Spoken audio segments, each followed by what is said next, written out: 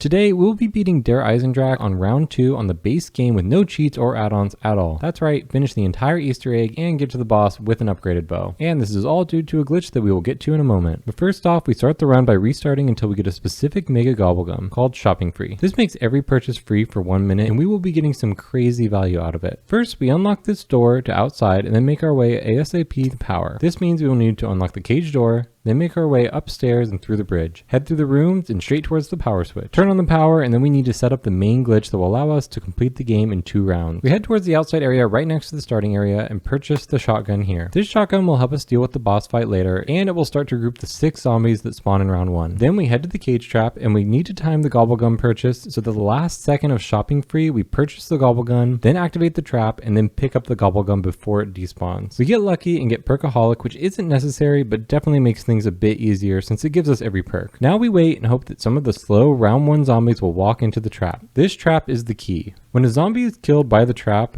it spawns in about 10 or 15 more. This gives us unlimited round 1 zombies as long as we can afford the trap and don't forget to keep reactivating it. It's insanely good, and what's crazy is despite this bug being incredibly easy to do, no one discovered it until many years after the game was released. And to put that into perspective, an Easter egg was found where you have to stay in the starting zone, then wait until all boards are down, then go to each of the 5 windows and fix 2 boards, then buy an RK5, then fix 2 boards again from each window, then buy a Shiva, then fix 1 board from each, and then buy the RK5 again. This spawns in a picture of one of the developers. This was discovered before the glitch where you literally just buy a trap. But now we can start the Easter egg as we build up to 1500 points to buy the trap again. Step 1 of the Easter egg is to kill 7 zombies in front of the 3 dragon statues, while waiting for the animation in between each kill. So after killing a few and getting to 1500 points, we can group the zombies outside of the cage trap again because we're going to need a ton to finish all the Easter egg steps we need for round 1.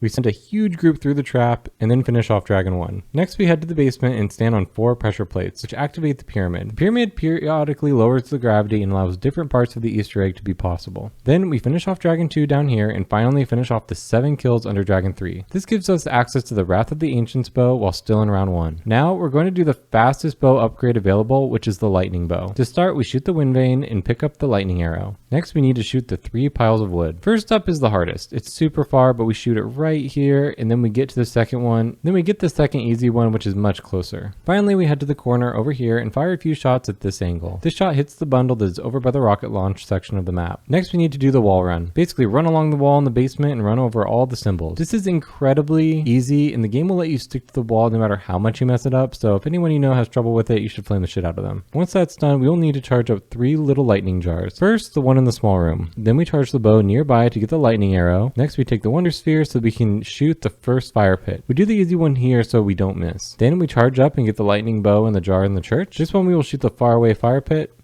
Now, these 2 fire pits are lightning fire pits. 1 more to go, but this one we actually need to go to the rocket launch area. So we take the teleporter over and charge up the final jar. Here we can shoot the 3rd fire pit so that they are all lightning. Separately, for the Easter egg, in addition to getting the bow upgrade, we will need to get 3 pieces to build the Ragnarok. So we're going to chill here at the rocket launch site until the test launch starts. A couple seconds after it starts, this lever will be activatable. We need to activate it and then head towards the teleporter. Now we just need to survive extra hordes of zombies in this small area that explode and electrocute when they die. So we need to take those guys out while they are far away. Once the test is over, we will have only a couple of seconds to activate the lever next to the teleporter. This gives us part 1 out of 3 we need for the Ragnarok. But let's finish out the lightning bow upgrade. All we have to do now is head to the wind vane and activate the little cloud, which after a little animation will allow us to pick up the lightning arrow. We just need to take that arrow to the basement and place it into the little lightning box. From here, we just need to kill 20 zombies near the box to charge it up. Once it's charged up, we can place our bow in the box, and now we can pick up the lightning bow. However, we're going to skip the lightning bow for now and instead get the Wrath of the Ancients again to start the wisp step. This step is where the most stressful parts happen because if you mess it up, you have to restart on a new round. So for this challenge, that's not an option. We can't mess it up. On top of that, we also have a limited amount of time to complete the wisps once they start, or we have to start a new round. There are 8 different locations across the map that could light up, and there's not that much time to find which one is lit. Shoot the teleporter in the center with the Wrath of the Ancients, which starts the wisp phase of the Easter egg. We then pick up the lightning bow. And right away, we start checking every single spot systematically. Check the clock? No. Check the radio? No.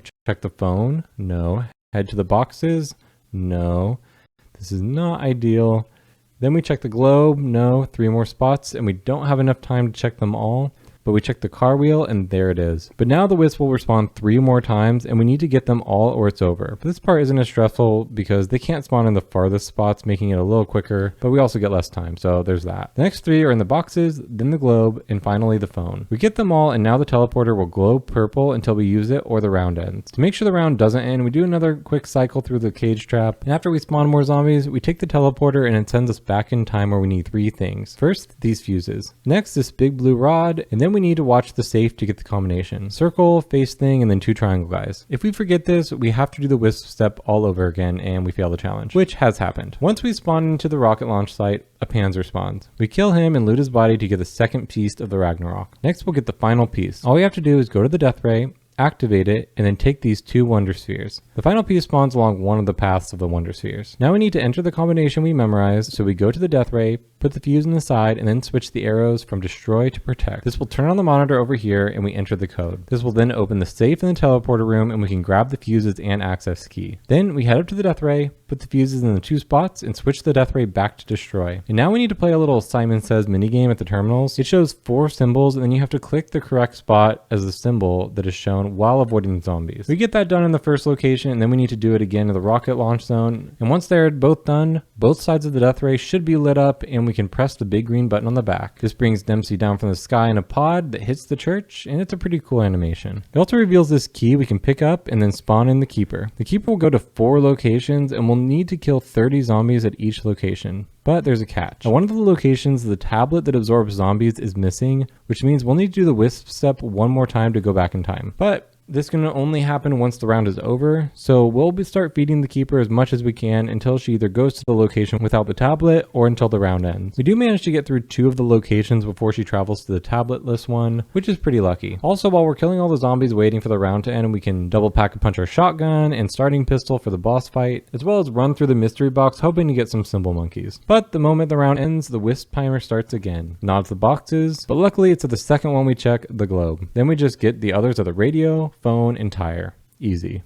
Next, we need to cycle through the trap a few more times to make sure we get a shit ton of zombies for round 2 before we go to the teleporter. Once we kill all the zombies with the cage trap, we take the teleporter and get the tablet. Finally, we can just put the tablet in and finish up the Keeper. Unfortunately, the final Keeper step is the most cramped and I did not hear the Panzer spawn and I get absolutely obliterated. This makes me lose all my perks, so now I'm super careful to not do anything risky. But we get back the most important ones and finish up the Keeper, no sweat. This causes the Keeper to become solid and now we can start the boss fight. The main thing we're going to need still is going to be the symbol monkeys. So we roll in the mystery box until we get it and then build the Ragnarok. This way we have everything we'll need for the final boss. We also get raindrops, which is a gobble gum that gives us one of every power up, including a death machine, which will help us kill some panzers in the final fight. To start the final fight, we head to the pyramid and an animation plays of the Keeper. After the animation, we place the blue tube and then use the Ragnarok right here. This starts the boss fight, which is hard and is not scaled down to round 2. First, we need to consistently move right to avoid the general boss mechanics, as well as avoid all the skeletons, which have a ton of health. We do this until the main mechanic happens, where the boss will lightning strike the ground and one-shot everyone unless you're standing behind the pillar. But when this ability is winding up, we can use the Ragnarok under the boss to interrupt it and make the boss targetable. Once we do this, we throw a symbol monkey to distract the skeletons while unloading on the boss with an upgraded starting pistol. This brings us to phase 2 of 3. In this phase, we have 3 late game panzers to deal with. But first, we need to pick up the Ragnarok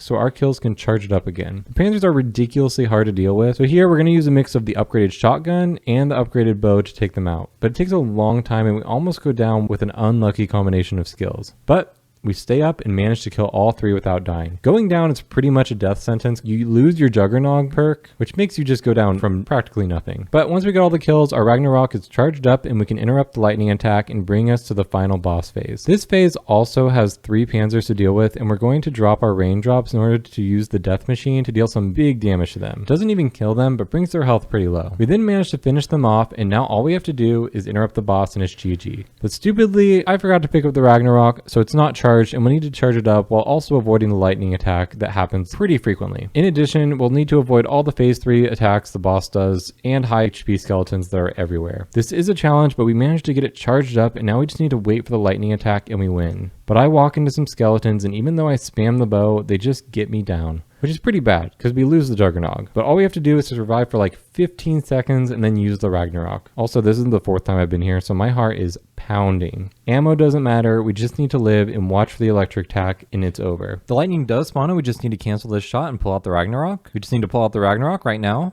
That is outrageous, dude. You can't blame me for that shit.